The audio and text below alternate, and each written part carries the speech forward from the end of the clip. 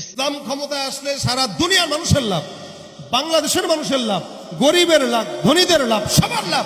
ইনশাআল্লাহ আমরা যদি চেষ্টা করি, আল্লাহ পাক আসমানের ফেরেশতাদেরকে দিয়ে আমাদের ইসলামের ভোটের বাক্স ভরপুর করে দিয়ে ইসলামকে ক্ষমতায় নিয়ে এসে দেবে ইনশাআল্লাহ। ভাই, ক্ষমতা দেওয়ার মালিক কে?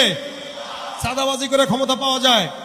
সময় যত যাবে চাঁদাবাজদের চাঁদাবাজি প্রকাশ তত পাবে, ক্ষমতা আসার রাস্তা তত বন্ধ হবে। ঠিক কিনা বলেন? কিন্তু জনগণকে হত্যা কইরা, ধর্ষণ কইরা, খুন কইরা, চাঁদাবাজি কইরা ক্ষমতায় আসা সম্ভব, আবার হেলিকপ্টারে যাওয়াও সম্ভব। ক্ষমতার চেয়ার পেলে সবাই চলে হেলে দুলে, নীতি আর আদর্শ সব রাখে তখন শিখায় দুলে। তাই তো ন্যায় নীতি সব দিনে দিনে যাচ্ছে চলে।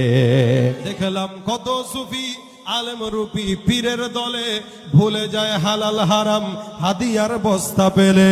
অর্থ নামের ওই যে দানব খাচ্ছে সবার আস্ত গিলে, অর্থ নামের ওই যে দানব খাচ্ছে সবার আস্ত গিলে।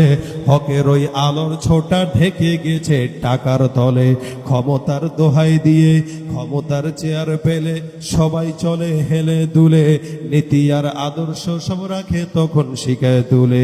এসবই মালের পাগল আখের গোছায় চলে বলে, তাই তো ন্যায় নীতি সব দিনে দিনে যাচ্ছে চলে। যারা দেখি শব্দ কথা জব্দ করে বলতো মাঠে, তারা আজ নত শিরে নারীদের কদম চাটে। যারা দেখি সত্য কথা জব্দ করে বলতো মাঠে, তারা আজ নত শিরে বেগানার কদম চাটে।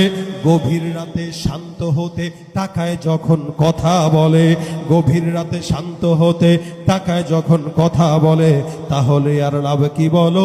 হকের ওই আওয়াজ তুলে। ক্ষমতার চেয়ার পেলে সবাই চলে হেলে দুলে, নীতি আর আদর্শ সব রাখে তখন শিখায় দুলে। ঠিক কিনা?